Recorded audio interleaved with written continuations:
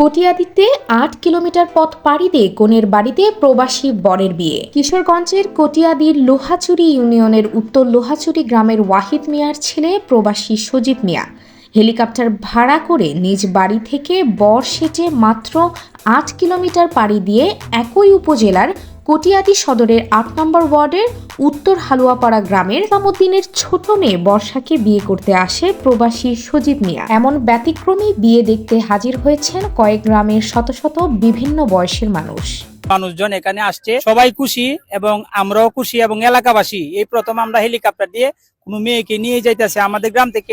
আমি প্রথমেই দেখছি কটিয়াদীর ভিতরে প্রথমেই আমি ফালকি আসিন লিস্কা আসিন ঘোড়া দেখা দি হইতো অনেক লোকের দেখি এই হেলিকপ্টার নিয়ে আমাদের ইউনিয়নে যাব, আমাদের বাড়িতে যাব।